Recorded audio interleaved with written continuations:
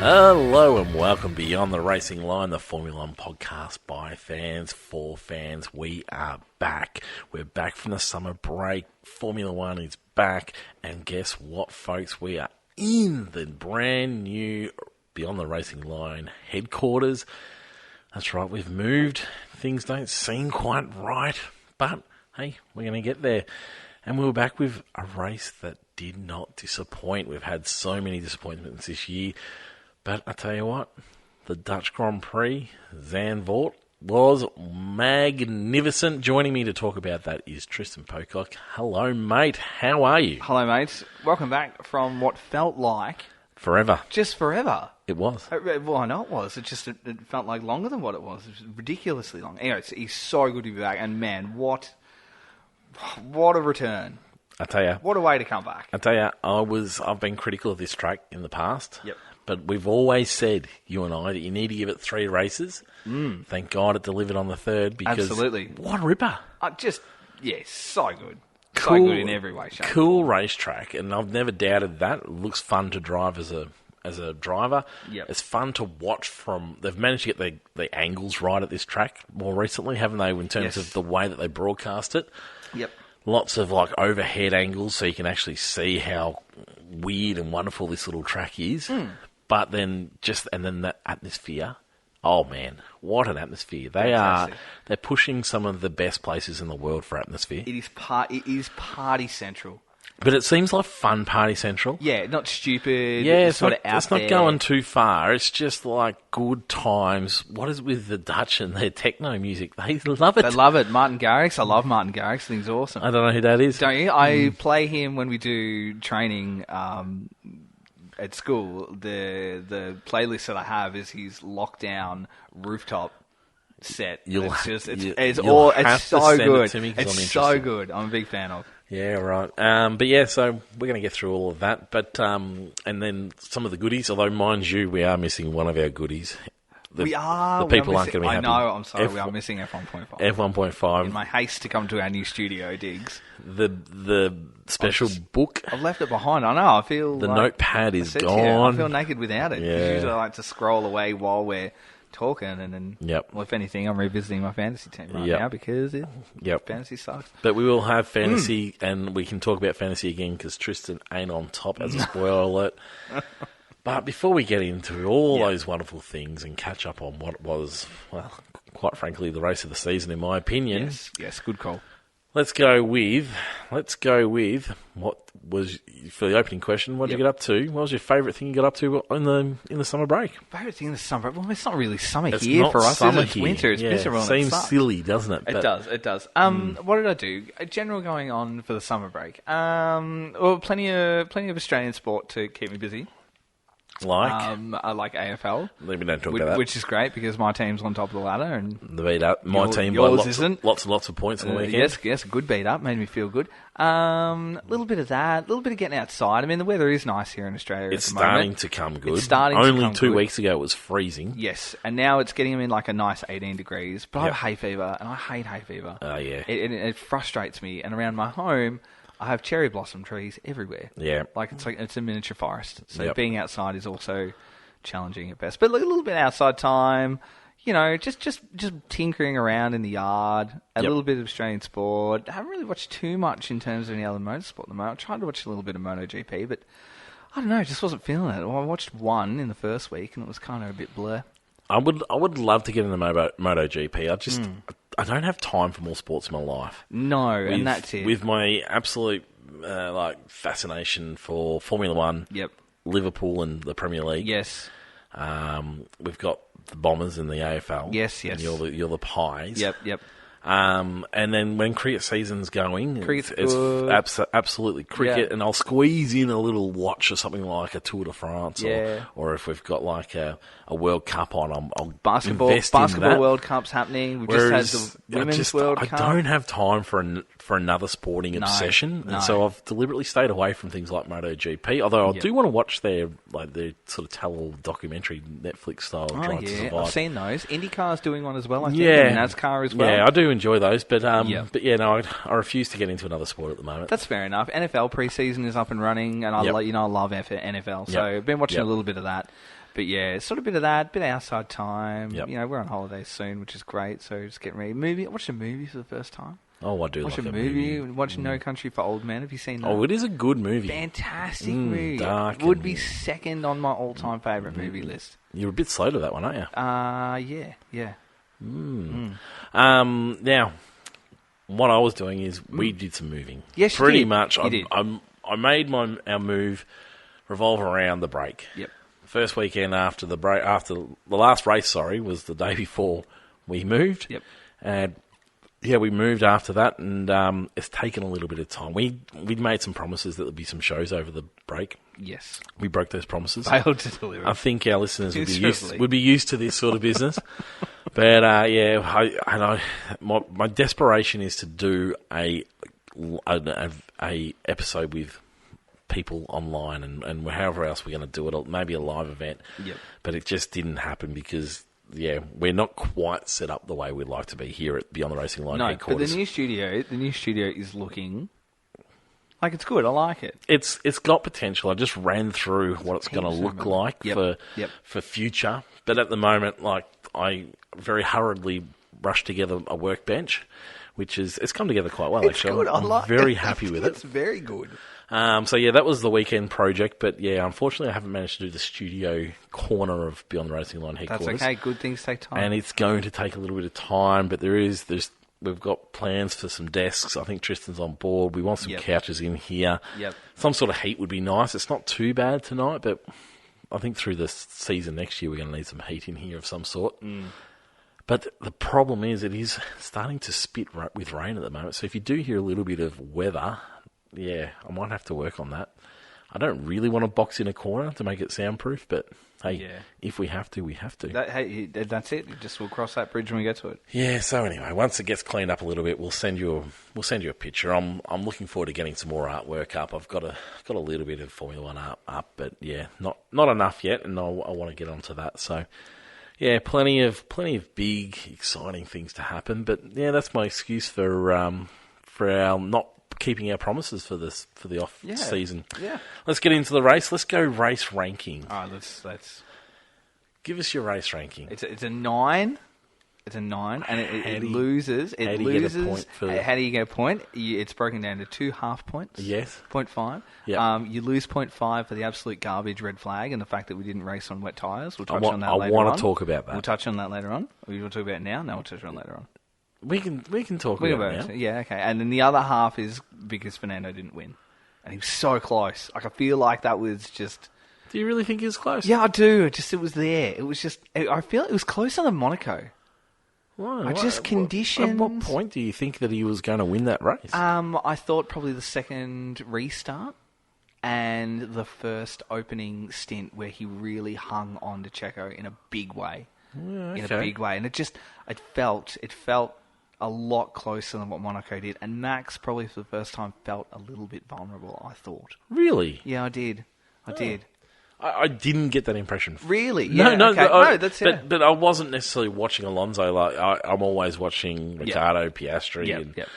But I wasn't necessarily watching that. But interesting. For me, it's an 8. An 8? Yeah, and that's pretty much as good as it gets. Where do we lose 2 points? For me to get 2 points, and it could be a 9, and then if the last bonus point comes, I guess a bonus point's on top of 10, isn't it? So I might give it a 9, but he loses a point because we didn't have a proper challenge for the win.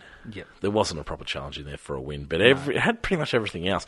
If I was going to go to an 8, it'd be because we had a Max Verstappen win and I wanted to see someone else win it. Would have got a bonus point if it was a Ricciardo win or a Piastri win. I reckon of all the race weekends, this was probably the one that I was really cheering for Fernando to get there because I really felt like it was within arm's reach. But I actually was really desperate to see Max win this one. Just because it's at home, it's Zandvoort, I can see that. 3 on the bounce. Yep, I can see that. It's just his demeanour. I wasn't as pissed off the fact that it was another Max win. No, but I really wanted this one. He's levelled with Seb on 9 in a row. There was a lot of other elements to it as well, which could. And you know what else I loved about it?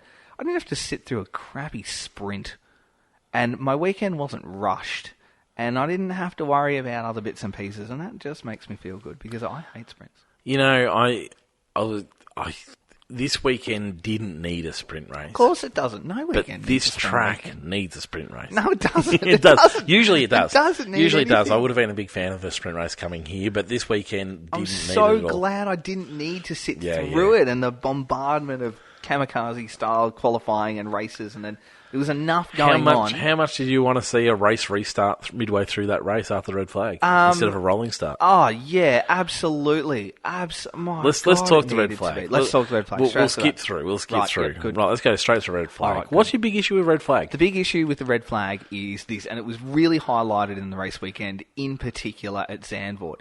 So we had the inters, which we went out on at the start of the race, which was fine. We knew for half an hour this downpour was coming. It was so evident. The radars were broadcast, teams knew, constant information going to drivers, how heavy the downpour was going to be and how big it was. My God, you could see it at the back of the broadcast. The clouds were almost pitch black. There was no way in the world it wasn't coming down. Everyone saw it coming. Yep. Everyone saw it coming. And then it came, and then you had Ocon and Alpine who rolled the dice and, in my eyes, made the correct call because it was not going to be into territory.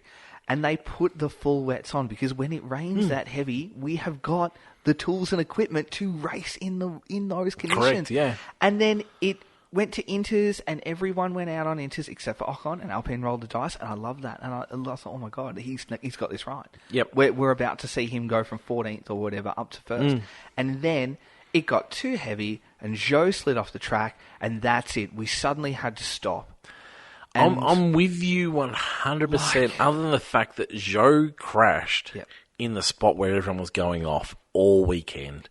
And I'm always Safety's about... big. I'm totally on safety. I'm always I really about, am. let's race our way through wet weather, but where Zhou was, there was no way they could have left cars on track. But in the dry, if we were spinning off there in the dry for whatever reason, say there was oil or say it was just... They were overshooting you know, they were overshooting or whatever. We don't red flag if drivers just constantly overshoot it. But they would continue on, whereas Zhou was in the wall at the end of that spot where there was a really slippery race. They didn't have another choice. Virtual safety car? No, they didn't have another choice for safety this one. Car? For this one, and I'm always about them racing, but they did not have another choice because Zhou was there. They were going to need to have marshals on track, and cars were going off there left, right, and centre. Anywhere else on the track, I would have been happy enough for them to go on with it. See, most other tracks, but this one. We were seeing all weekend they were shooting that one, and if they had a shot off and crashed into the car, they had to crash into the car while Zhou was trying to get out, then there would have been massive questions asked, and I think they made the right call here. What they didn't make the right call was the restart, the rolling restart. Rolling start just annoyed me. Just let's give it a go. I know the drivers didn't like it, the teams didn't like it, which is always a good sign. Well, let's give it a go. Yeah. Because the rolling restart at that situation would have been perfect because the track had dried out enough. 2 unnecessary laps behind the safety These are car. the best drivers in the world. They're the best cars in the world. I know they don't deal with the rain that well, but that's their own problem. They need to get onto that. Yep. But let's do a race restart. That's the rules. Don't play around with this business of we'll do a rolling start. I know. And look, it goes back to that. Exactly what I'm saying. We've got the full wets. They are there to be used. Yep. And if we're not even going to go out on them, then why do we have them? What's the point? Yep. Make everyone start on them and send them off. And we saw action in Australia. It made for a fantastic finish. But we can't say you can only go out on inters, and once it gets beyond inters, we're going to red flag it. So then, There's no point in bringing them along. What's the point of it? Yeah, no. I'm with them on the red though because Zhou was there. He was in the absolute crash spot for the whole weekend. Yep. I can understand on that one. But I'm usually with you. Any other track, any other corner of any other track, I'm with you. Length of the red flag needs to be shortened as well. Yeah. Get on with it. They work well, these barriers, but they seem to need a lot of rearranging. Yeah. So Too long. I think maybe they need to get a bit quicker at fixing that problem. I think so too. And just, do we need to get pop-up tents up? Like your sheds are there. Yeah. Like just drive into the garage. Really. I think there's other logistical things that we can do. Yep. We don't need pop-up tents. We don't need brollies. We don't need rain covers. Come into pit lane, drive into your shed, sit in there in the dry, and when we're ready, just roll back out in order. Next question I'm going to ask you. All We right, haven't go even for got into the race review yet. No, we haven't. Next question I'm going to ask you is one of my favourites. Okay. Who's got the pace? Oh, Remove Red Bull. Okay. We're like last time. Taking Red Bull totally out. Last time we talked, who had the pace? We were tossing up. Is it McLaren or is it Mercedes next? Yep. We didn't think that Aston Martin were there next. Last time we spoke, But then now, no, Ferrari's not there because they just don't have it. Oh. Now, though, Yep. who has the pace? Is it McLaren? Is it Aston Martin again? Are they back, or is it the Mercedes? I kind of my heart says Not interested in your no. heart. I know. I'm just answering your question. My heart says Aston, but I've just got one eye on Mercedes at the moment. The Aston, can you trust it for me? Like they've made changes to major changes to the floor. I can trust car 14, which has happened because they definitely didn't have the pace before the summer break. No, they didn't. But they were open. They've made the big changes. Yep. And I think there's still more to come. There is a couple more. They've got And the time so to stone. I think like that brings me back a little bit of confidence. We weren't confident McLaren had turned it all around to start with. No. And they've proven now that they've got some really strong pace. They've got some speed. I feel And like so- the McLaren's major speed is across one lap. It's a really qualify. It's a They qualify really like tricky it's good. situation now to work out who's the next best of the pack. Could you almost throw, like not right at the pointy end of those three, but do you have Williams just sort of hovering at the back at the moment? They're an interesting proposition. Just looking, because I've been upbeat about them all year this year, like as opposed to every other year when I've been downbeat. Considering that they were supposed to be very track reliant, and that's why we saw them firing at Spa. This is not Spa. No, This is very different to and Spa. and Pole was suddenly a real. Like it wouldn't, you wouldn't be laughed at if you were sitting in a pub going, "We're going to have Williams pole here." Or they might snatch a pole because of a situation. And that's right. Weather, there's certainly little things like weather played into that as well. And then you've got, I feel like sixth was there. If you were Williams, you couldn't help but leave. I know if I was Williams, you'd leave disappointed at Zandvoort. You really would, because there was disappointed, but like also enthused about where they're going. Yeah. The possibilities there. Eighth was great, but I just sixth was there. It was taken. Yep. So it's an interesting situation. It's a nice situation for a season that's done and dusted in terms of the championship. Yep. It's great to know that the rest of the pack is now super close. And it shows that the cost cap and the regs are working as well. So sort of makes me worry about a few years' time when the regs are going to change again, because we do that. We get to that point where we want everyone to be on par, and then we get really close to everyone being on par, and then we change. Then we have someone breaks away. So anyway, Is DRS going to disappear next year for qualifying? No. Yes. No. They can't do it this year. People want them to because they know how much it helps Red Bull. But I feel like we're going to lose it for qualifying next year. Just to penalise Red Bull that little bit extra. I don't know about that one. Race review, Max was wonderful. Max was great. His crowd was good. Yep. It's a fun place to go and It is. watch, even if it's from a distance of the TV screen. Yep, 9 on the bounce. 9 on the bounce. It's a hell of an effort. Phenomenal effort. Is there pressure on him to get 10 now at Monza? Oh yeah. Like is Well, there? there's not really pressure. I mean, I don't think Max feels pressure anymore.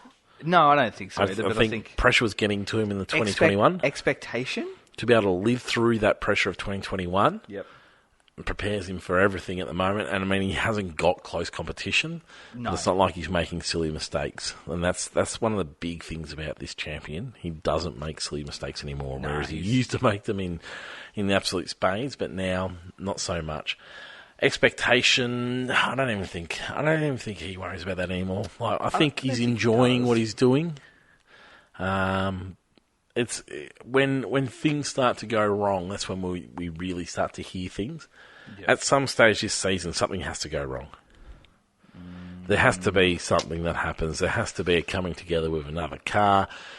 I mean, it's pretty hard when you're out by yourself by 10 seconds, isn't it? I honestly couldn't imagine in any way, shape or form that anything is going to go wrong. Flat tyre, maybe? No, not even Who that. knows? Not even that. You know what? If you did get a flat, it'd. If it happened early enough in a race, he'd be able to race his way through it, wouldn't he? Yeah, absolutely. Perez, once again, Perez manages to make a mistake that costs him a podium. How 0.8 of a kilometre.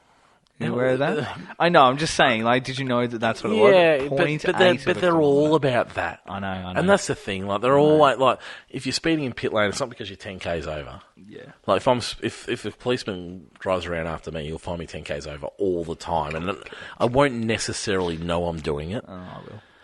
Whereas they're always just over. Just be better. Yep. The cars are set up to help you be better. Slow down in time for the line. I know everyone needs to be pushing the boundaries, but yeah, it cost him another podium. What about qualifying? It's another strike on his name. What about qualifying? Because, seventh is not all right. It really isn't. At what point does Red Bull also agree with you enough? Do you think they're there? As in, like, in agreement with what I'm saying now? Yeah, you have to these be. results aren't actually okay. The other thing I think of is Max doing enough for them not to care what Checo is doing as well. Pretty much. That's the other part of it that I always ask myself is that, we know that if Max himself was a constructor, he'd be winning. Yep. So you've got literally an almost 100% strike rate on the left-hand side of the garage. Yep. So the right-hand side is just, do we not care what happens there because we know that Max is going to do it for us? Is that unusual situation that maybe... I mean, even when Seb and Mark were together, there was no guarantee at the moment like you've got that every weekend Seb was going to win. Yep. I mean, he did go on that 9-win streak, which we know, but... Yep. But there was no guarantee he was going to win all of it because Mark was there. Yep. Mark was there always. Like, Yep. he was always there in qualifying, and he was... same with Dan. Dan beat him. But at the moment, you might as well work on one car. So many conspiracy theories out about the cars aren't even. You buy any of it? Not at all. Not at all. Max is on his absolute top of his game. I listened to an interview across the weekend too that Max's whole process is once a race weekend is finished, he'll give himself a day, and then he'll be straight into the simulator, and then every single day he is in the simulator on the following track. So right now, hypothetically right now, he's spent, 2 days already full sim time on Monza. And that's why he just turns up and dominates. So, look at how true that is. I don't know. You would say that most of that could actually be quite true, considering... You don't hear that of Max at all, but once again, that doesn't make it true at all. And you don't hear it of Lewis either, but he does do, like I've seen in shots, he does do sim work. He does lots of sim work, Lewis. Yeah, there's other drivers that openly announce they do sim work. Like you see Gasly on social media, Valtteri's really open about it too. They all do it. Yep. But I think it's the nth degree that Max goes. He could be forgiven for just backing off a little bit. I've got this, everything's going beautifully. Yep. I don't need to do as much work as what I do. It sort of comes across like he is doing all that work. There are seasons like this in sports, and I'm sure you could pick any sport across the world where you have a team or a person or a driver that is just... There is just 12 months of hard work, and the result of that is utter domination in every time you step out on the field, every single time. Yep. And that's what we've got right now. Next year, there's no guarantee that this is going to last for next year. Yep. So while it's all happening, it's just keep getting those wins because... It'd be amazing to see in terms of how much work everyone is doing. In terms of where Perez is. Absolutely. Is he putting in the same amount of work as Max? And we've got no idea. No. But it'd be really great to see those comparisons. Would be interesting to know that. Who prioritises downtime over the course Once again, of though, the time. Perez put himself back into the points. Is that enough to keep on surviving? I don't know. And that's what Horner said. He's second in the championship. There was that comment from Marco a while ago that as long as you're second, you're safe. He's the only other driver to win other than Max for the entire season. Yep.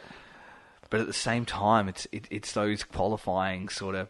I mean, that speaks a little bit of like Lewis in 21, Lewis in 20, where it didn't matter where that Merc qualified. He could go a lap down and start five more corners back from the grid, and he'll still win. Yep. So it doesn't really matter on a Sunday where Perez qualifies. But if I was Red Bull, I'm not interested in having a car on pole and a car in 7th. Because if something does go awry, I don't need my rear gunner in 7th. Look at Abu Dhabi. He was brilliant in Abu Dhabi in the way that unfolded and being that support party, but it's where he needs to be. The Red Bull of old would have been 1-2. Yeah, it would have. Mercedes were 1-2 quite often through their domination. Yes, Ferrari's period. It's the one knock on this domination period is that they're not 1-2. I mean, they are in the constructors, but they're not necessarily seeing that. It's 1-7, it's 1-14, it's 1-9. It's just, Yep. Yeah.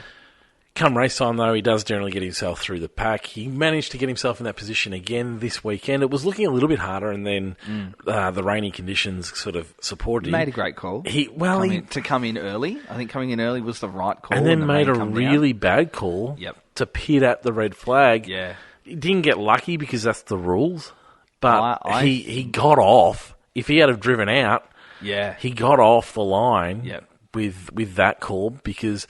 all of a sudden, it would have been right back down. It was, but it wasn't 12th, on. But that wasn't on him.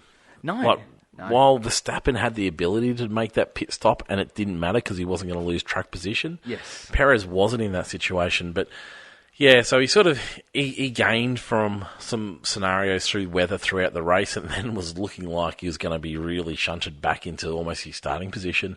The rules fell in his favour where they couldn't get him at a point on the track, so they went back. But I really hate that rule. I really hate pretending that racing didn't happen. I think, wherever they are on track just needs to be paused. I think Formula One has that ability, but anyway. So he managed to finish in fourth with the penalty, actually finished in third, but copped the penalty for speeding in the pit lane, so he dropped back to fourth, giving Pierre Gasly the podium. But once again, it wasn't convincing. He's been at us about what's going to happen with Ricciardo. And Ricciardo will play a part in this, I believe, but whether that's him taking the drive or just him proving that he's not the man for the drive, in terms of Perez isn't the man for the drive. Yep. But I can't see him. Next year he might be right, but I reckon 2025 is the year to watch. But it wouldn't surprise me to see a move being made on Perez next year. We'll see. I mean, with the 2024 contract and all that speculation, it doesn't mean that it goes to the end of the year. Like Red Bull are notorious from getting 5 races in and going, you know what, let's make the call now. You're a Red Bull driver, just in an AlphaTauri. Yeah, let's not do it. Let's not wait till the last round of the season. Yep. Your man Fernando. So Aston Martin, there's updates. They looked, since he came out and said that I'm going to be on the podium all the time, they didn't get on the podium. It was sort of fun to remind him and remind you of that. It was definitely a joke. It was, but he was certainly tempting fate, and that's what happened. Fate went and bit him on the bum. But they genuinely looked back. They didn't quite have the qualifying pace like we saw from everybody else, but we didn't really know that because of the wet conditions. Yep. But they looked stronger again, didn't they? They did. They look good. They talked about pre-summer break that the updates had not quite gone in the correct way. I sort of said to you, why don't you just put the old things back on, because it was working. Yep. And then it looked good. He had the pace across. I mean, FP1 was all right. I think he was fourth in FP1 off the top of my head. Then he come out and put a second down in FP2. Thereabouts in FP3, I think it was probably 6th off the top of my head. I haven't got the run sheet in front of me. But, I mean, it was 120s in FP3 because of the rain, so that's fine. You don't include that. And then, fantastic moves down the inside. I'll never forget the first time that we came to Zandvoort and everyone was taking the low line. And in his time during Alpine, he'd spent a lot of time studying the track to get ahead of everyone and took the high line, which is what they take now. Yep. So, really crafty in terms of his race sort of craft across the whole day on Sunday. He looked pumped to be back up there.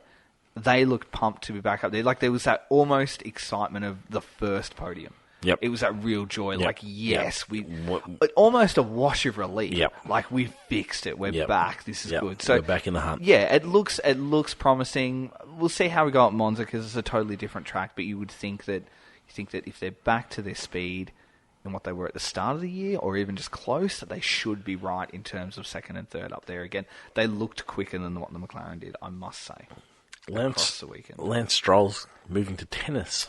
I read that a lot. I want to encourage him in this move because I don't watch tennis at all. I love tennis. Well, that's your problem. Well, it means I won't be watching tennis. I don't watch tennis at all, and I think he's a good fit. Really good fit. I like tennis. 11th, he finished in 11th position. Probably not his strongest weekend while his race partner. So FP 120, only 2 laps. Robert Schwartzman did more laps than him. Obviously, he had an issue and he did have an infection across the weekend. Did you see that too? Yep. Had an infection. Don't know what that was about. Don't really care either. And then he got practice 2. He was 8th, half a second off, Perez there. Then he got practice 3, and he was all the Alonso, way down. Yeah, sorry. Yep. Yeah, practice 3, he was 2.5 off. He was in 17th position in practice 3. Qualifying, 6/10 4 as well. He was behind 11th. Alonso. Yeah, 11th there. Because if you look at his lap compared to Fernando's, so in what? Q1, Fernando did a 121.8, and he did a 121.5, so it was a little bit quicker in Q1. But then Q2, Fernando did a 19.4, and he was still only doing a 20.1. So 6/10 off. I mean, that's 7 really. It's not. We go on about Checo being there. You can't if this team is serious about moving up the grid and being a big team. We say it every week. You've got to ask the question. You have to ask the question at season's end. And he has plenty of excuses for different things that have happened. Look, he does. You take the start of the season with the injury. Yeah, that's fine. Did really, really well. Absolutely full credit to him for that. Yeah. Obviously had his illness across this race weekend. You can have that as part of it in there. But just in general, as a package, he has been absolutely pants by Fernando. Yep. It was one of the big preseason questions as well. Is how close is it going to be? What's going to happen when he, if he gets absolutely annihilated? And he has been. Yep. He really has been. You'll have to excuse the golden retriever barking in the background. It's obviously not behaving. It's part of the new studio. Yeah, well, I try to encourage it to sit in here and just sit on a mat, but anyway. That'd be like encouraging our children to just sit quietly for 5 minutes. Yeah, we'll need to give it a year or two to mature. But yeah, Stroll, I mean, the question has to continue to be asked. You just have to. There's been excuses, but there can't be excuses all the time. No, at some absolutely stage, not. you have to reflect on yourself. It would be a wonderful, wonderful fit for our man Dan. It would be, wouldn't it? That is the absolute hope in the world. Fernando. Could you imagine you Danando? Danando. Oh man, I like that a lot. Pierre Gasly on the podium. What a refreshing third. A reminder of how good this man is. Yeah, and we've seen little glimpses of it, but it wasn't like he lucked into the position and then, just managed to get across the line. He was up there fighting all through the race. He was. And I don't think he ever drove into the top 3, but he was always keeping that pressure on, and he had a really, really great race. He did. He qualified 12th. Made the right calls throughout. And made the most of the wet weather, didn't he? There was 2 different groups of drivers through this race. There were the ones that came in early with the right call for changing onto inters in that first stint of wet weather. Yep. The ones that stuck it out for far too long. Hello, McLaren. And there's ones that didn't actually make the change at all. So there's actually 3 categories of driver. Okay. And Pierre was one of the ones that made the call right. And Pierre, he's won a race before doing something similar. Yep. And he's got some nice racecraft. One of the things I said to my colleagues yesterday was, this was a Dan Ricciardo race. Dan Ricciardo would have lapped up these conditions because his wins have come from similar situations. He makes the call at the right time. He's a good judge of where he needs to be. And as long as his team's on board, it would have worked out well for him. And once again, very similar to Pierre Gasly.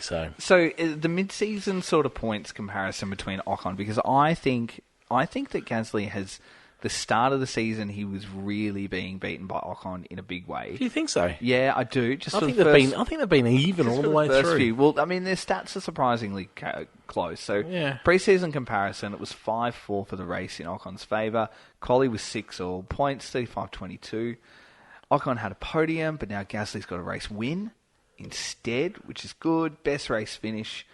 Sorry, not a race win. Sorry, he's got a podium as well. Yep. So both their race finish now, best position is 3rd. Yep. Both their highest grid position is 5th and 3rd.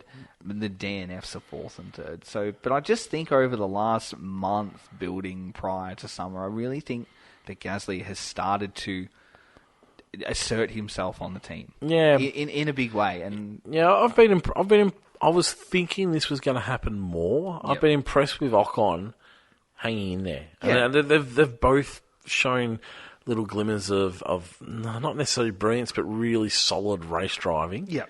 And then they've both been a little disappointing, but equal amount goes to their team anyway. Yep. And so there's the right amount that's Alpine, but there's also I've been impressed with both of them, and I'm enjoying that little battle. Yep.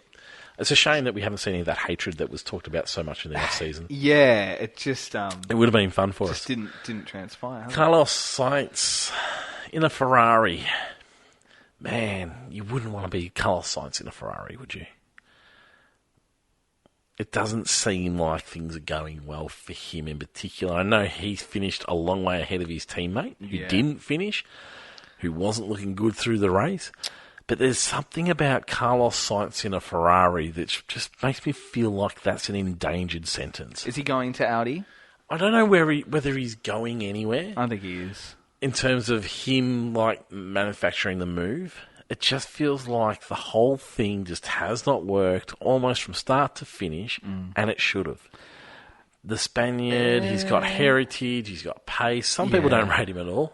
I've got a colleague who thinks he's absolutely useless, but I don't know, it just felt like it should have worked, but it just hasn't really taken off. But is that anything to do with Carlos Sainz, or is it completely with Ferrari being useless? It's just another example of the underachievement of Ferrari. I feel for Ferrari fans as well. So I will not be surprised at season end if the move to Audi is made. Possibly. And not the move to Audi, but that he'll step in alongside Valtteri at Alpha. Or in Valtteri's seat? No, not in Valtteri's seat. He'll step in alongside Valtteri. I wouldn't be surprised if we see that. I think as a new team in terms of Audi, if you want a combination, you will take the experienced combination of Valtteri, who is a multiple constructor champion and race winner at one of the biggest teams and most successful teams of all time in a dominating era. So the experience and knowledge that he brings, look at what James Vowles has just injected into Williams. So you want to keep that. And then if you've got Zhou over someone like Sainz, who has been part of the Ferrari family, so knows success, knows what a big team looks like and operates, you bring both of those combinations together. And I think that's a really successful pairing. So I'm not going to be surprised at season end if we say bye to Zhou and we put Sainz into the Audi family to prepare him for that. I think that I wouldn't say that he's underachieved. I think that's where Sainz has been. I think Ferrari have underachieved. I would have been more shocked if I had seen some Sainz wins.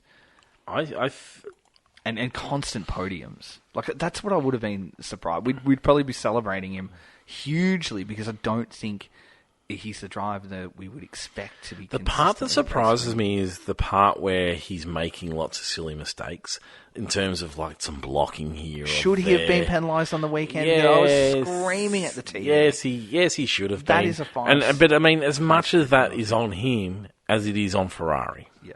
Look, it hasn't sparked like I hoped it would. I don't know whether he's going to leave at the end of the year or not. I think it sort of depends on who they think they're going to replace him with. But I feel like it would be incredibly unfair on him if he did leave due to Ferrari forcing that move.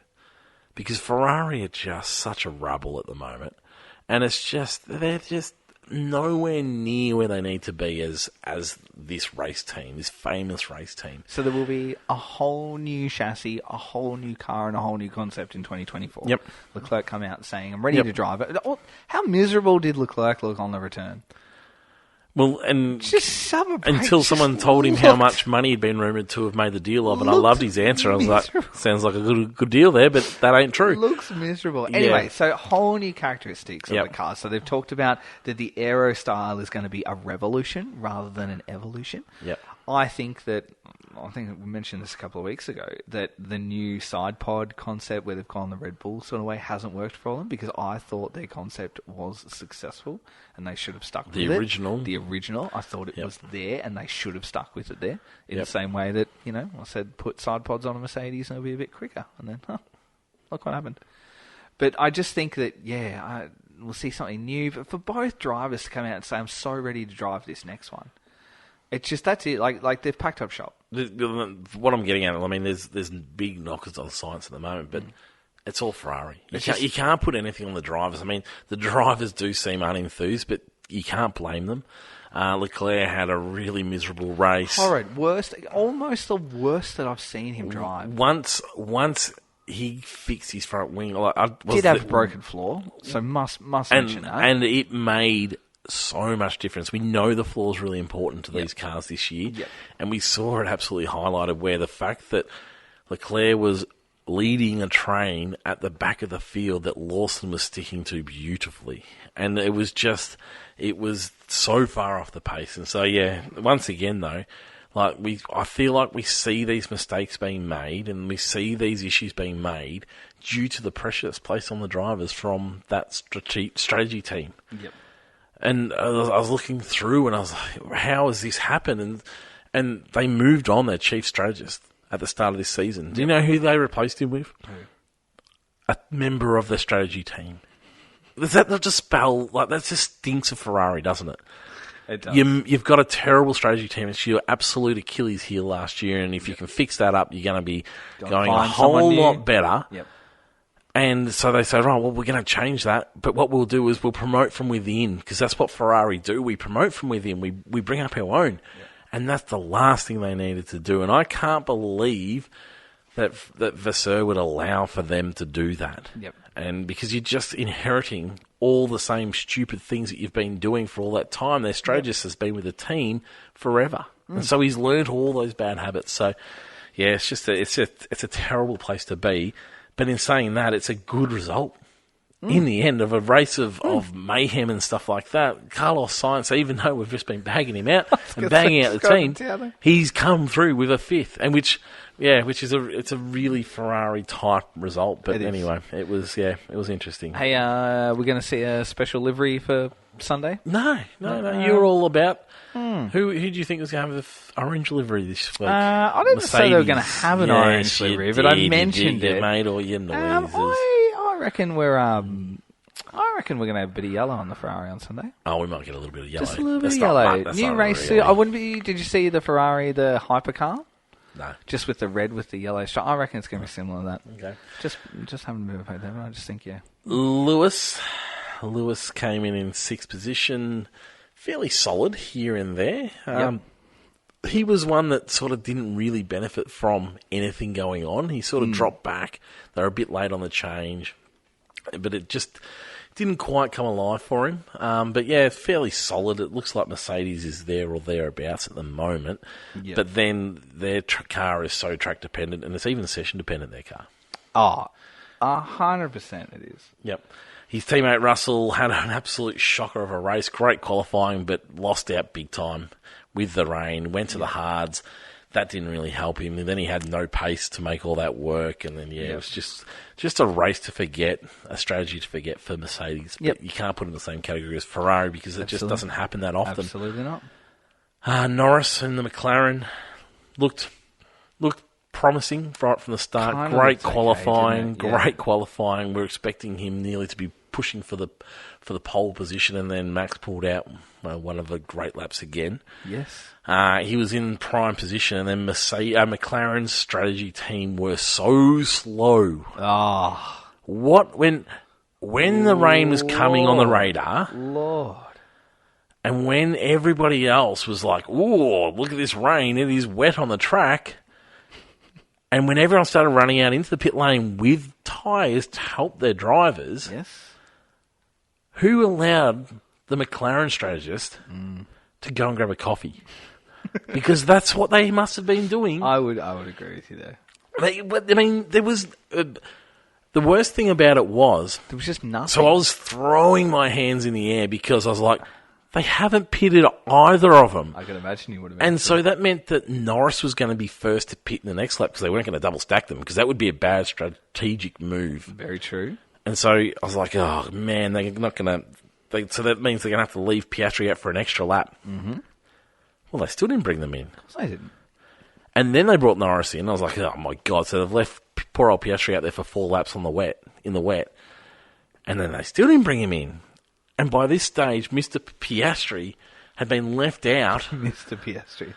Been left out and lost 45 seconds in the space of 3 laps. Yep, I agree with you. It was an absolute schmozzle. It was.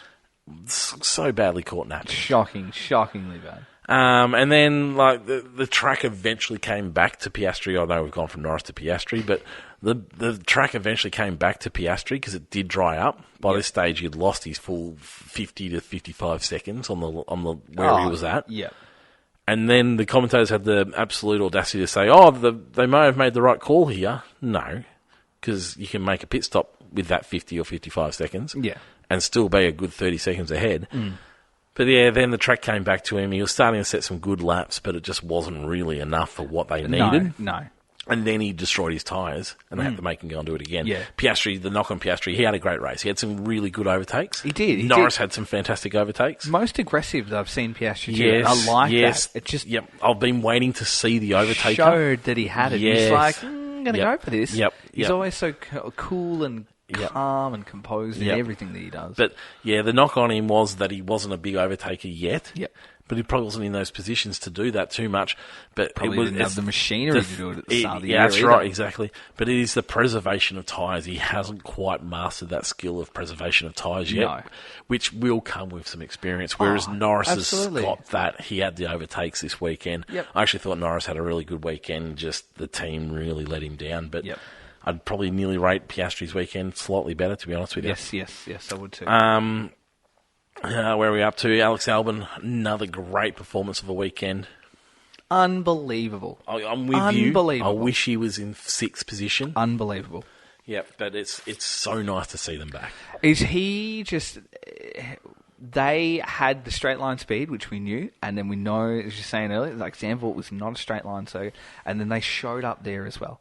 And the impact that James Vowles is having on that team, big, isn't it? You cannot say that he has not walked in there and said, this is what we've done at Merck, and we're going to do that straight off the bat. And I like that Albon's gone with him, because he's been able to step it up. Yes, he is clear. I mean, not that Sargent ever really was, but he's a clear team leader. He's taking that. It's suddenly it's nice and consistent. You get that vibe that if we're going to go forward, we're going to go forward together. You're going to be our number one, and in 4 or 5 years' time, you know, you could be winning races with us, and we're going to build our team around you. There's some teams that you sort of think, it takes the driver to sort of step them up. Yep. And I think he's part of that as well. But James Vowles has really allowed him to keyed into what is important. I think they've gone together. Yep. That Williams has shown a bit, Alex has shown a bit, Williams has shown, and they're slowly. You're a good driver. I'm going to build this around you. Yeah, and I think he's got such great confidence with what he's doing. I love that he was open about a month ago saying, "I'm not returning to Red Bull," because a lot of the commentary on social media is go back. Yep. Let's knock that on the hill. Yeah, absolutely. Yep. And look, Gasly did that. Said no thanks. Yep. I'm going to look how successful Gasly's been so far too. Yep. So I think it's really great. Is he someone that deserves a top drive? Yes, absolutely. Is he someone that, should, let's say Sainz goes to Audi and Ferrari is sniffing around, do you go and knock Mr. on? Albon, do you... Absolutely. Does he go right now. Next year? Maybe. I don't know. It's hard to answer that question right now, isn't it? No, well, you're his manager. I'm ringing to say, look, excuse me, would you like to come and join us? No, you probably don't. No, I don't. I think his career, like any other time, absolutely yes. Yep. But his career so badly needs him to be consistent for a couple of seasons. Yes. He's young enough to deal with that time being taken off his career. Yep. And I think, Williams is the spot for him. There's not a lot of pressure at Williams at the moment. There's a little bit of hope and a little bit of want to be really successful. His stocks are going up where he is at the moment. They've got a good thing going. He can build a team around him. Ferrari aren't suddenly going to build a team around him. You can see what Ferrari do to drivers. So he's been awesome. Just one of the best.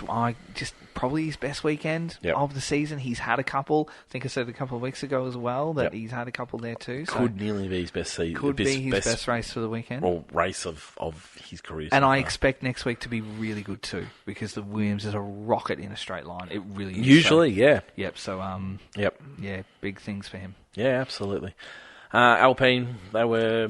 It was a bit of a meh, wasn't it? It was a very Alpine weekend. Well, in terms of Gasly and then Ocon. Ocon was we didn't talk about him at the start, but Gasly, fantastic, and then Ocon was just like, didn't quite get things right and was there or thereabouts, but didn't really show too much fight. No. Anyone else you want to talk about? I do want to mention Liam Lawson. Oh, yeah, sorry, yes. I really of course. do. I really do. I thought that what he did across the race weekend was probably one of the most challenging entries into a race weekend. I'm not sure there's a hard... Like, Monaco probably would have been the next level of challenging in the wet. Like an hour practice? One practice. You got an hour? Yep. Then you got in outside of Monaco, conditions. this is nearly the hardest anyone's had to just step in in the wet and then dealing with a race like that. I'm with you. And he was with the pack. He was in the field for most of the race. I mean, he even finished in 13th, but he was at the back there at one stage, but still managed to climb back through. Just plugged around, which is good. And look, condition helped him with that. You absolutely have to recognise that condition. Oh yeah. It was, and it was all condition aided.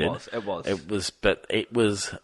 He was in the position to be able to make the most of it, and that sometimes is the most important thing. I mean, how's he's beaten? Poor old Yuki Tsunoda's been beaten by the two new drivers. I think Yuki's race strategy was poor. Oh, absolutely. And they hung him out to dry in a huge way. Yeah, but he'll be fuming that the two drivers that have come and raced him have finished ahead of him lately. Absolutely. But anyway. So he did a good job. I think a lot of people sort of threw and said, well, now Liam's here. Like, Dan's broken his hand, which we all know. Liam should be here. Is it the end of Dan's career and stuff like that? I mean, for me, the answer to that is absolutely not. Not even close. In any way, shape, or form. Not even close. When's Dan back? Dan will be back prediction? now. Well, what was your prediction a couple of days ago? What did Jay say? I think Jay said season. Jay was like career over. Jay finished his career. Jay ended his career. I went to Google. Quickly. You went on Google. I'm surprised you didn't come up with he's got cancer or something like that, because that's what happens when you. That's what happens when you Google medical issues. I was being a little bit smart about it. But yeah, so Google was suggesting an injury around this was 6 to 8 weeks. I need to find. And so but my prediction was always going to be Singapore. Yep. So I reckon Singapore's about the right timing for it. Yep. So you said 6 to 8, but based off Google, so poor. Which is what I was taking piss of the answer. Poor source there. Dan said, Justin's instant question is that curtains for his career. So Jay was in a dark place. Oh, yeah. Obviously at that time. And then I laughed at you and said 1 week straight back in. Yeah. So it might have been a week off, but I certainly didn't end his career, that's for sure. Nah, yeah, I would. My guess will be Singapore.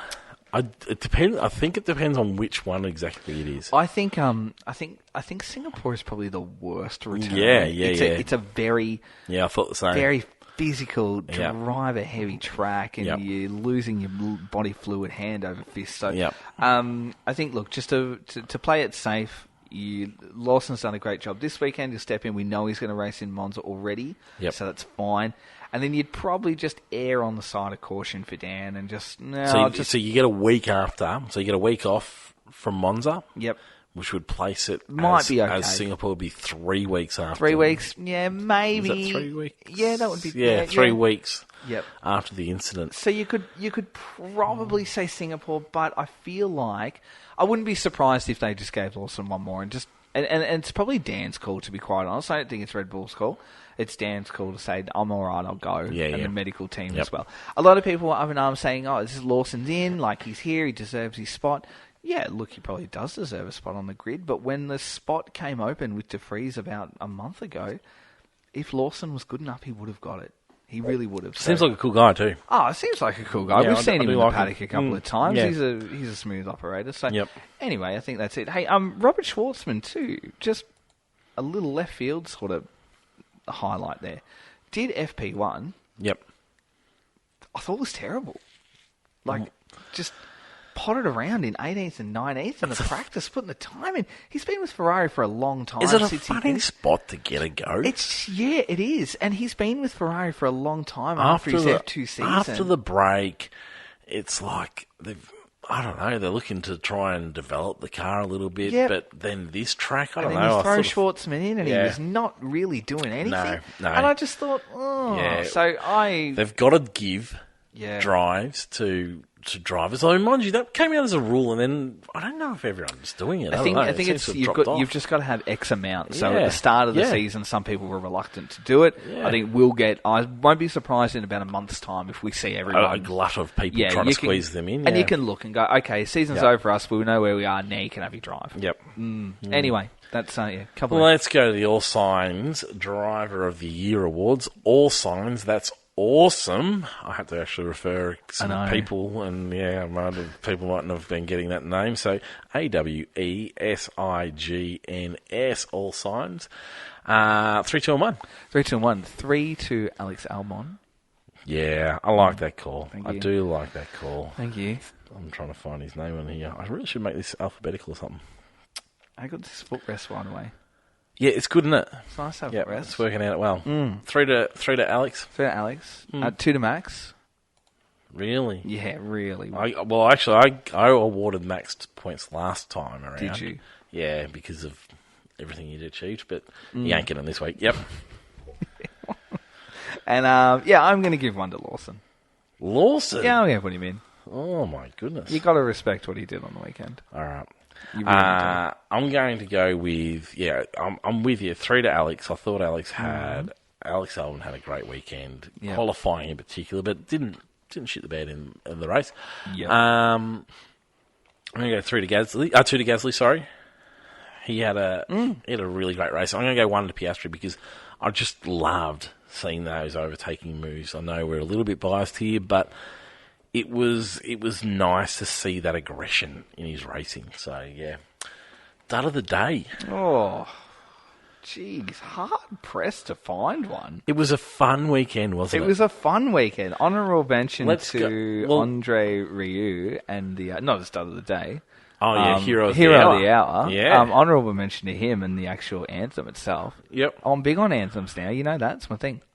They are. I'm keen for it. They have lifted like no one's business. That was electric. And to see like the Disney characters, I know they weren't Disney characters, but they seem like Disney characters in those dresses from Beauty and the Beast, in the background playing the instruments, but dancing around while the DJ was on. Yeah.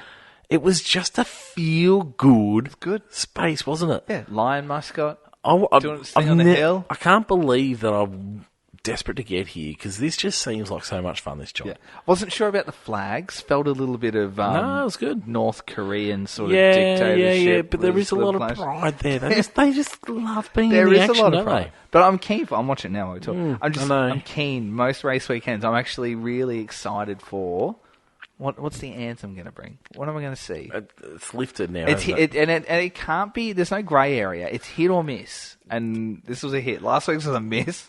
What was last week's? That was that guy dressed up. Oh yeah. That was and then the week before that was brilliant. Remember, Yep, and the guy on the keys guitar, and How pumped are you for Vegas' national anthem?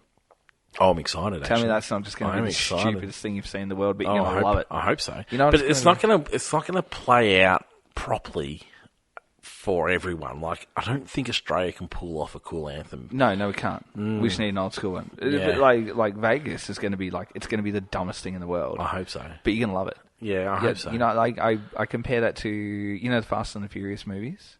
I've seen one of them.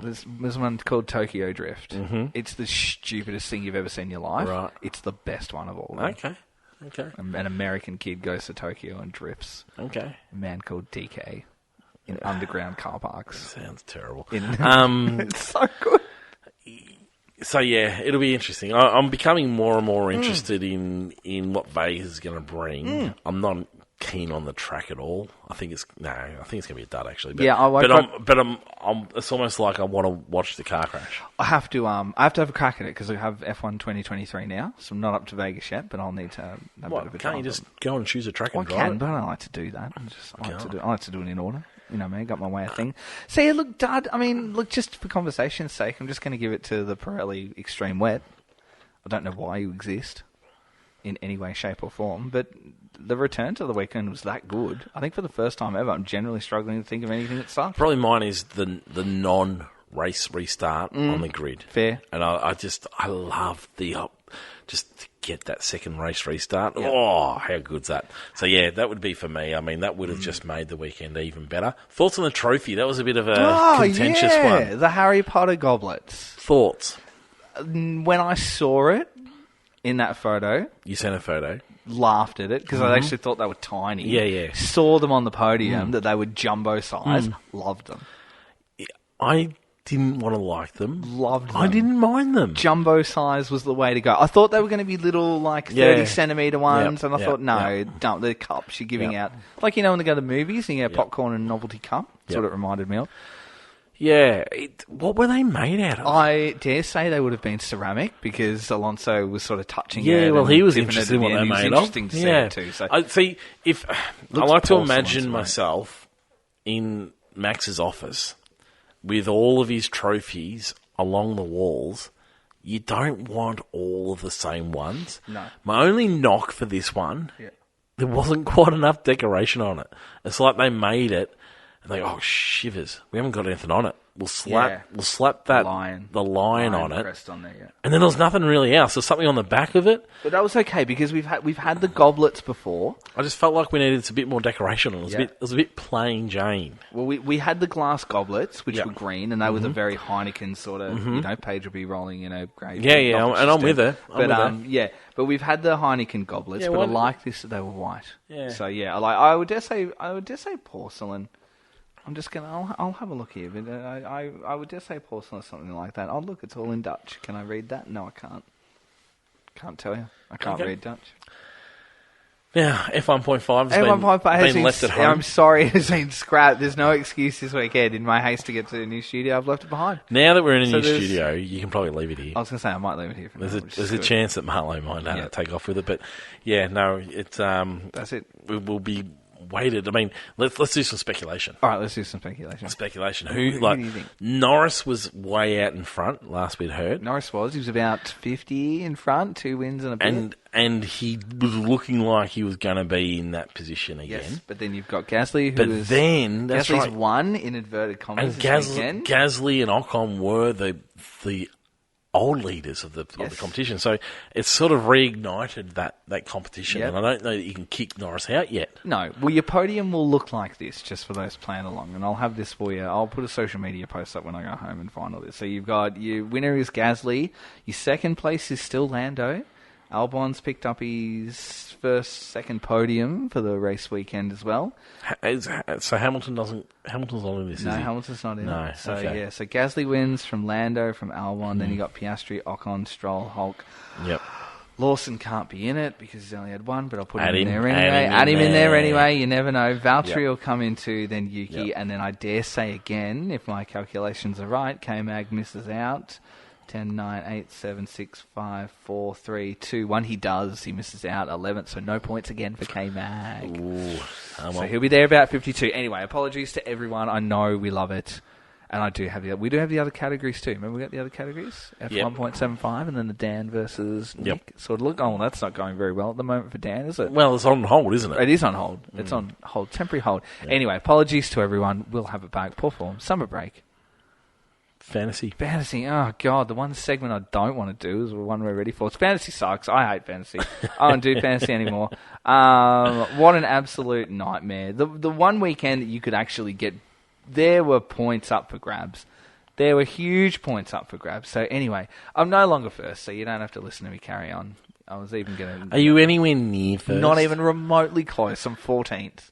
I'm 14th. I've got more of my eyes on where you are now because at the end of the season, if I finish behind you, well, get stuffed. I'm not playing fantasy anymore.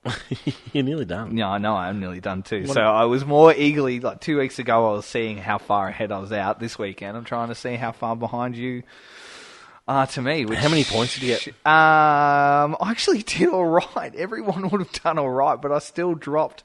I was fifth. I was fifth on Friday before we started. And then I've dropped 10. 261 I got. What did you get? 314. Yeah, see, no, I've stuffed that. That's 50. Oh, God damn it. Anyway. God. And you know what? That's crap. They left Ricardo in my team. Yeah, because you would have got 19 points, did you? No, I got nothing. You got nothing at all? Look. Was I got it a just dash. inactive? Inactive. So you would have had to have traded him for Lawson. Yeah. Which was the same price anyway, so you would have had to make that actual trade. Yeah, but surely they just give me Lawson. Something popped up. It's changed, hasn't it? Something popped up, but I didn't read it, so I traded Dan out. Yeah. But I saw that you had to trade him out, so I put Zhou in and ended up with -9. Oh, well. So might as well have not done I've had a win. anything. Yeah, I've had a win. Bloody hell. Anyway, so yes, miserable. 261 I ended up on.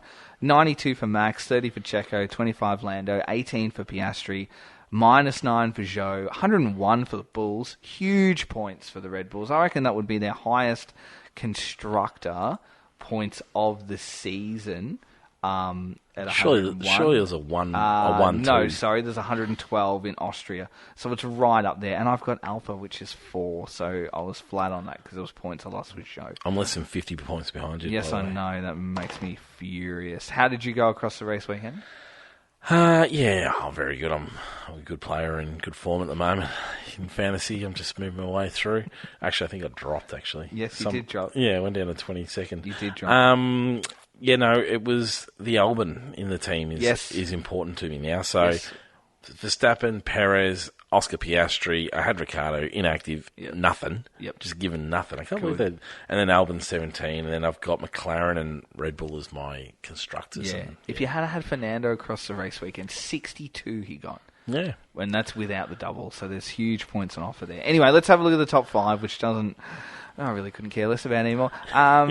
So leading the pack is WW Jolien PD on 3,989 points. How many more is that than you? Huge, a lot more. 3,000 so what? That's 3,000. 3,989. Also 100. Yep. And 19 points. Yeah, good, thanks. Second, Party in the back, 3,978. Tails, I win. So that's a new sort of face sort of rearing at the top there. 350 points there from Tails, I win. So that was good. Had Max and Fernando and Checo and the McLarens as a constructor. So that is huge points there. 350 for a race weekend there from Tails, I win. So rocketing up into third, 3,968. And then Red Bull Catering Fund and Stop Inventing, 3,961. And they are equal fourth. But as I say, fourth and fifth as well. So, yeah, lots of points on offer. 402 for those guys. If you had the Astons, they absolutely flew across this race weekend. So that's what it looks like. And for this weekend overall, if you're looking at our top 5 for race weekend, Presto Racing, which I believe is Nigel, our long-time fan listener. First place, 403. Bye-bye Badger on 402. Make F1 V8 again and Stop Inventing, rounding out the top 3 with 402 points as well. So that's what that looked like. While we've been plugging away, I have already made some sweeping changes. Who'd you bring in? I have dumped Checo. Mm-hmm. I've been hanging on to him, and that was a rookie mistake that I've left him in there. So, yeah, I left the faith in 2 more. So I've dumped Checo, I've brought Fernando back in, and I've put the McLarens in as a constructor, and I've put Yuki in as well. So, well, I've just brought Yuki in. Did you? Yes. For the inactive. Yes, I brought Yuki in. So I've gone Max, Yuki, Lando, Oscar, Fernando, the Red Bulls, and McLaren. So looking a little bit better, but it's a little bit too little too late, I feel. Absolutely. For myself. Anyway, thanks to Chris at Dr. Auto Art, who is our wonderful sponsor of Fantasy as we gear up towards the end of the season. Our top 3 will take home a wonderful prize from Chris. So thank you to Chris. Check out his Instagram, Facebook, Redbubble, all of the socials, and check out his wonderful work, because Christmas time will be here soon, even though it's only August. September, October, November, December. Yes, I had to count how many months there are. With your fingers, mind you. With my fingers. Yeah. Yeah, I just noticed that you've been an art teacher for too long. Do you know what I do in terms of that? I don't know if you do this, but my lovely other half always, she gives me a hard time about it too, which I don't know. So you go into a roundabout, right? And you know when the nav man will say, take the third exit. So I count. Oh, I can imagine you doing this. I count with my hand. I just go, 1, 2, 3. So I know I have to take that one.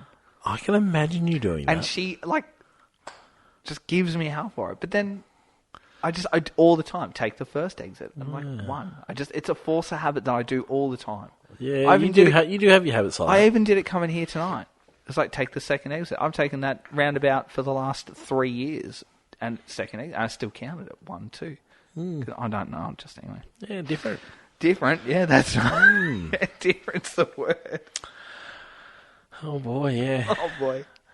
News. What have we got? Anything, What have we got? Anything coming out at the moment? Yeah, we do have a bit of news. Do you want to... we touched on the Ferrari. Yep.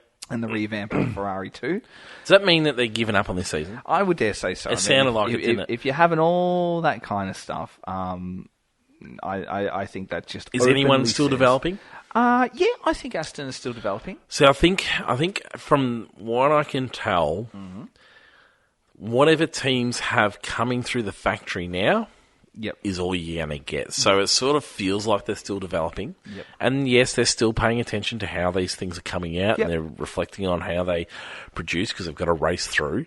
But I don't think there's a lot of new gear being designed in the factory for this year. I think it's now the designing is all happening for next year is what I would how say, I had it explained to me. Yeah, if you're still developing now, you're getting really... it's almost a free kick for your base for next year, isn't it? So if you think about Aston, who have got the bulk amount of wind tunnel time, they're going to lose that next year. Yep. So you get all of that and you get a really solid base by the end of this year, which you then build on in the second half of the year too. So anyway, that's what I'd be looking at. But yes, I would dare say Ferrari with the new chassis, packed up shop. If it's going to be a whole new aero package, then I don't expect to see anything in terms of what they got to. Magnussen and Hulkenberg signed mid-week as well. Thoughts? Haas. Thoughts? It's very Haas. It's very Haas.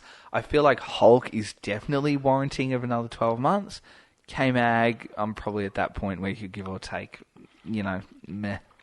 If he didn't go on, fair enough. If he did, I'll say I'm at that point with both of them, but I'm also at that point with the team at the moment.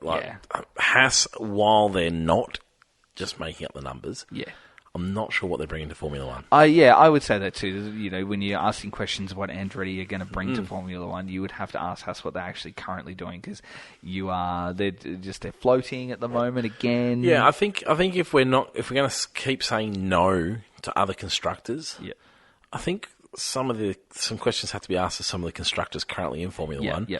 Like outside of Gene, recycling drivers, outside of Gunther Steiner, like what is it that they're producing for us? I know they're competitive. Yep. But it's an interesting one. Yep. I mean, K-Mag left in 2020. Yep. It's just I think that's it. It's just they sacked Mick, so we don't want youth to bring the team through. We want experience to bring the team through. But I mean, it's just I think sometimes you got to be a little bit braver with your decisions there. Any other news? In terms of news, that's sort of it. There's not a lot going on. There isn't. It's sort of summer break back. Get so back into it. Yeah, I feel like we're missing something from the summer break. But yeah, me too. I think off the back of the kids F1, there's a really good little video on there for those people that maybe might want to check it out, or you might have people that that aren't huge fans of Formula One. There's a really good, simple sort of animation about F1 guide for beginners, and I watched it the other week, and it was really, really good. It's different. It's on the F1 page, so have a look at that. Have to check it out. Yeah, a little bit of ticket news. Australian Grand Prix went up for sale today or yesterday. 2 hours, a full sellout for Sunday. Grandstand, general park admission, all that. So massive. We're a little bit of inside information there with our media. That is massive. And knew about that. So full sellout. So there will probably be a little bit of a release, we think, towards the end of the year, maybe at the start of the year too, but it's certainly there. Huge fan. Over 100,000 tickets already sold. Just becoming a phenomenal event. Bigger and bigger and bigger every single year. So if you're an Australian fan and you want tickets, sorry, you can get some for Thursday, Friday. And Thursday's a great day. Don't underestimate Thursday.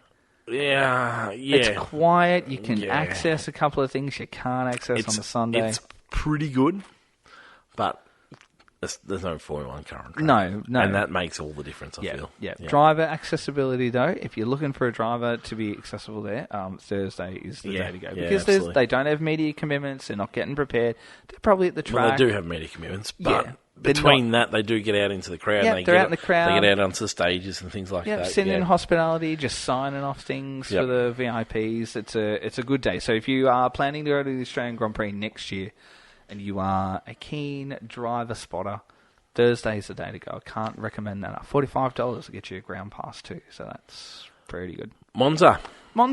What are you looking forward to? What am I looking forward to? I'm looking forward to seeing Ferrari do something different with their livery, which I really, really think they will.